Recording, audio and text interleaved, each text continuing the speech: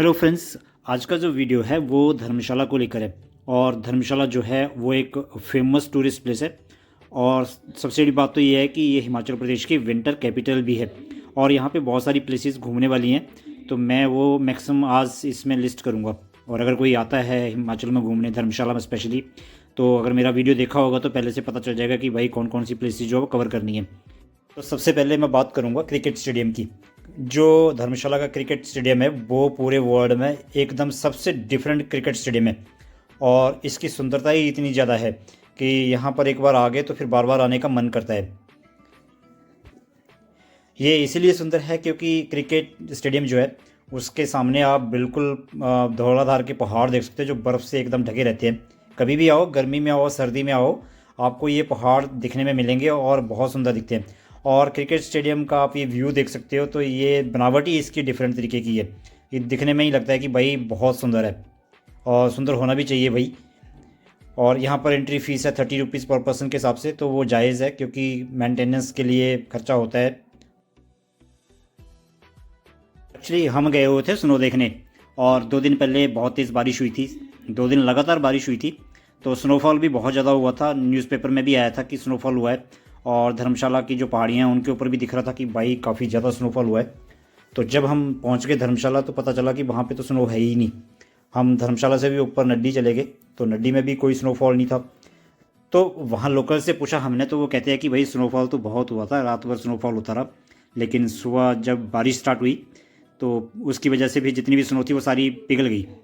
Actually क्या था कि रात को तो स्नोफॉल हुआ और दिन में बारिश हुई, तो बारिश की वजह से जितनी भी स्नो थी वो सारी पिघल गई। और जो स्नो थी वो धर्मकोट से आगे थी गल्लू मंदिर के पास, और उससे आगे तिरुंड की पहाड़ियों में। अभी जो वीडियो दिखा रहा हूँ ये टी गार्डन्स को लेकर है। धर्मशाला में कुनाल पथरी नाम की जगह है, एक बहुत सुंदर जगह है, वहाँ पे आपको टी गार्डन्स मिल जाएंगे। और अगर धर्मशाला से बैजनाथ की तरफ जाते हो तो जगह जगह पे मिल जाएंगे टी गार्डन्स। और पालमपुर तो गढ़ है टी गार्डन्स का, और यहाँ की जो टी है वो तो एक्सपोर्ट भी होती है। तो अगर आपको शौक़ है टी गार्डन्स देखने का तो फिर आपको धर्मशाला चले जाइए, आपको मिल जाएंगे।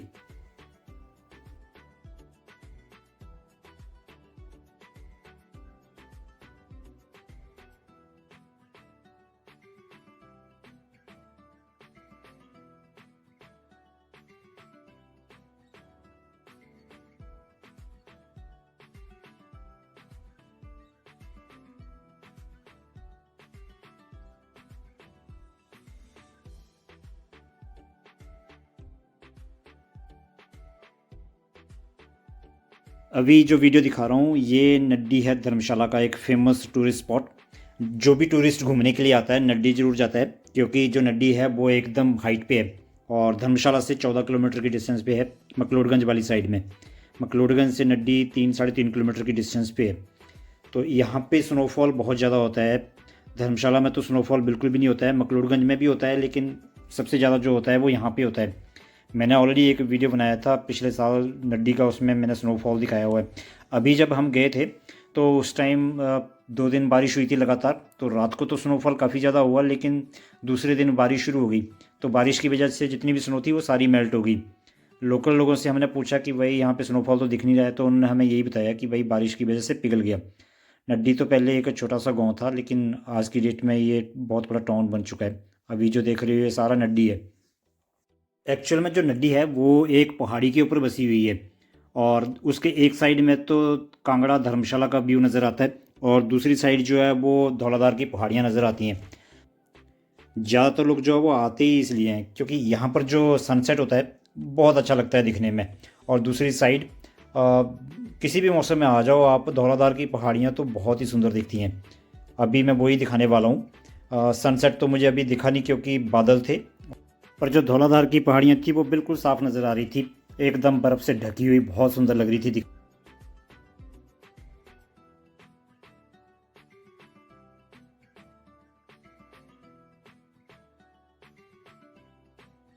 अभी ये जो सामने बर्फ़ से लदा हुआ पहाड़ देख रहे हो ये धौलाधार की पहाड़ियाँ हैं, त्रिउंड यहीं पे है।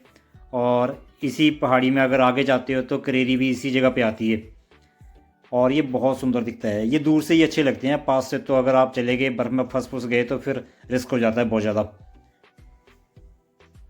अभी जो बर्फ़ पड़ी हुई थी वो धर्मकोट और गलू माता मंदिर के पास पड़ी हुई थी, उससे थोड़ा ऊपर थी त्रिउंड की पहाड़ियों में। तो वहाँ पे मैं जा नहीं पाया क्योंकि बच्चे साथ में थे और शाम का टाइम हो चुका था। तो वहाँ पे जंगल होने की वजह से फिर जंगली जानवरों का डर ज़्यादा रहता है। यहाँ पर जो है अक्सर जो भालू हैं उनका ज़्यादा शोर शराबा रहता है।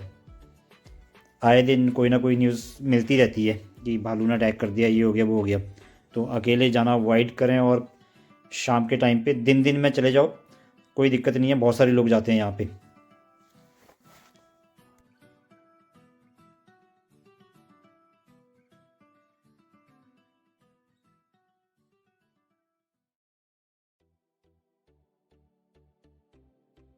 जब मैंने नड्डी की डल लेक देखी तो एक शौक सा लगा, इसलिए कि नड्डी का जो पानी है वो लगभग लगभग सूख चुका है। 90% के आसपास जो पानी है इस लेक का सूख चुका है।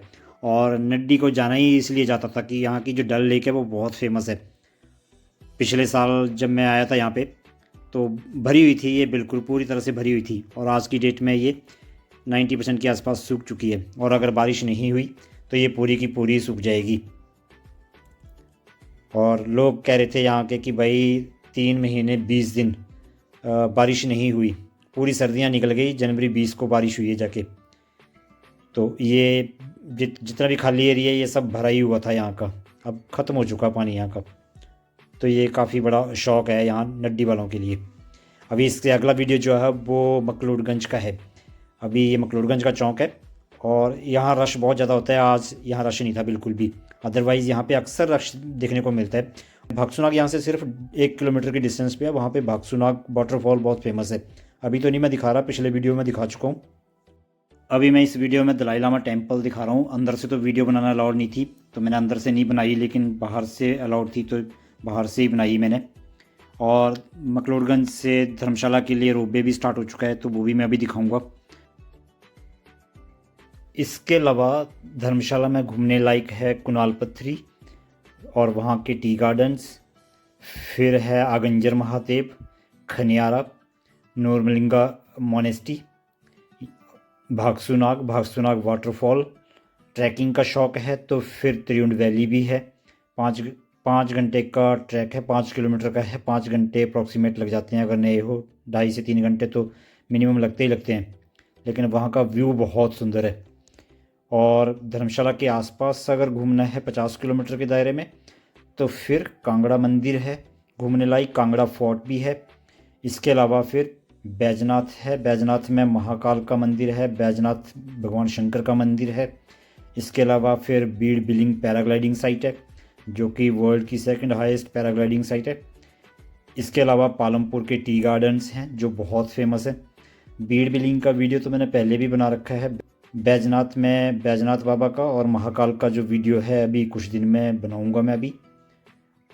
अगर आपको मेरा ये वीडियो अच्छा लगा हो तो लाइक करना, शेयर करना और चैनल को अगर सब्सक्राइब नहीं किया है तो चैनल को ज़रूर सब्सक्राइब करें, क्योंकि जब आप चैनल को सब्सक्राइब करते हो, वीडियोस को लाइक करते हो, शेयर करते हो तो चैनल को ग्रो करने में बहुत मदद मिलती है।